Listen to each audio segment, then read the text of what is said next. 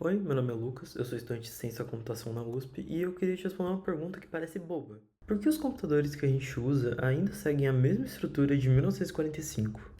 Repara numa coisa, a gente fala CPU, memória, disco o tempo todo sem pensar duas vezes. Já deve ter ouvido alguém falar, talvez seus pais, seus avós até, apontando para aquela caixa do computador e chamando ela de CPU. Todo mundo entende, mas o curioso é que essas palavras não são de agora. Elas vêm de muitas e muitas décadas atrás e a gente continua usando exatamente as mesmas. Isso não é puramente uma coincidência e é justamente isso que eu quero te mostrar nesse vídeo. Acontece que o computador no seu bolso é milhões de vezes mais rápido que aqueles primeiros computadores gigantes. Mas a ideia básica de como ele é organizado por dentro ainda é parecida com a de um projeto de 1945. Ou seja, os nomes continuam porque a estrutura é a mesma. Para entender isso, a gente precisa começar por uma palavra, arquitetura.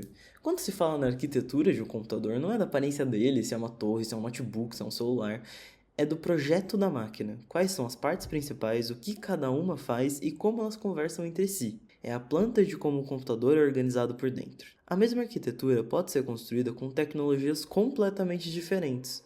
Os primeiros computadores usavam válvulas, peças enormes e quentes. Depois vieram os transistores, e depois os circuitos integrados, os chips que a gente tem até hoje. A peça física mudou totalmente ao longo das décadas, mas a forma de organizar essas peças, a arquitetura, seguiu sendo basicamente a mesma. Em 1945, um relatório associado ao matemático John von Neumann ajudou a consolidar uma ideia muito importante sobre como um computador poderia ser organizado. Isso é muito importante. A máquina seria dividida em poucas partes principais: uma memória onde ficam guardadas informações, uma unidade capaz de fazer contas e comparações, uma unidade de controle que coordena o que acontece a cada passo e dispositivos de entrada e saída, por onde o computador recebe e devolve informação. Mas o ponto mais importante era esse: os dados e as instruções do programa ficariam guardados na mesma memória. E o que são essas instruções? No fundo, o computador só entende um conjunto bem pequeno de comandos básicos, escritos só com zeros e uns. Cada comando costuma ter duas partes. Uma diz o que fazer, tipo somar, e a outra diz com qual dado. Aí a máquina entra num ciclo bem simples.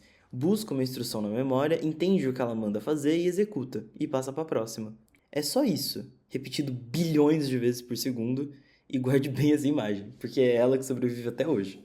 E essa ideia não ficou só na teoria. Logo depois do relatório de 45, começaram a construir máquinas de verdade, seguindo exatamente essa proposta de guardar o programa na memória. Em 1948, o Manchester Baby foi o primeiro computador a rodar um programa guardado eletronicamente na memória. No ano seguinte, em 1949, o EDSAC, em Cambridge, entrou em funcionamento e se tornou uma das primeiras máquinas capazes de rodar programas realmente úteis. Vieram outras na sequência, tipo o BINEC e as IAs. Eram computadores enormes que ocupavam salas inteiras e eram lentíssimos perto de qualquer celular de hoje. Mas todos tinham a mesma lógica por baixo: instruções e dados na memória executados um depois do outro. E é esse o ponto que amarra tudo. Essa mesma lógica de 1945 ainda é a que está rodando dentro do seu aparelho na sua mão hoje. Mudou absolutamente tudo, a velocidade, o tamanho, a tecnologia, mas a arquitetura principal, a arquitetura básica do computador não, é a mesma. Agora que você já vê essa estrutura, dá pra voltar para as palavras do começo e entender por que elas confundem tanto a gente. Começando pela memória. No computador, a memória é simplesmente um lugar onde a informação fica para a máquina poder usar. Exatamente aquele bloco de modelo de von Neumann. Só que no dia a dia a gente mistura duas coisas diferentes nesse mesmo nome. Tem a memória principal, que muita gente conhece como RAM, é nela que ficam os dados e as instruções que o computador está usando bem naquele momento. Ela é rápida, mas é volátil. Quando você desliga o aparelho, tudo que estava nela some. Tem o armazenamento, que é o disco, o SSD ou o cartão do celular. É onde suas fotos, músicas e programas ficam guardados de forma permanente, mesmo desligado, só que mais devagar. Então, quando você diz meu celular tá sem memória porque encheu de foto, no fundo, você tá falando do armazenamento e não da RAM. São dois nomes antigos para duas ideias que já estavam ali lado a lado desde aquela estrutura de 1945. Ou seja, de fato, não é uma confusão puramente terminológica. Geralmente confunde formas de armazenar conteúdo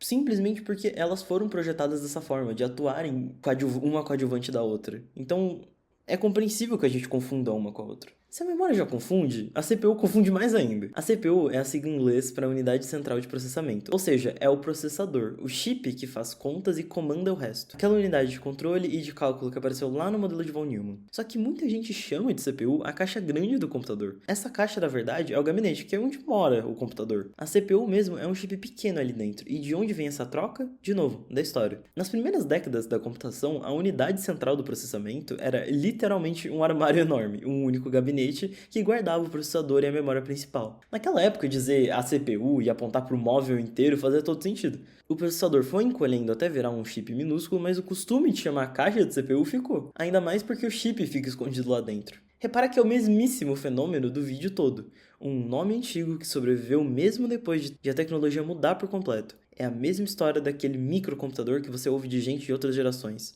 incluindo meu pai. Ela vem dos anos 70, quando surgiram os microprocessadores, e descreve justamente o computador pessoal, o seu PC. Nome de épocas diferentes, todos apontando para a mesma família de máquinas. A essa altura, fica a pergunta, se é tudo tão antigo, por que ninguém trocou? Bom, são 3 motivos.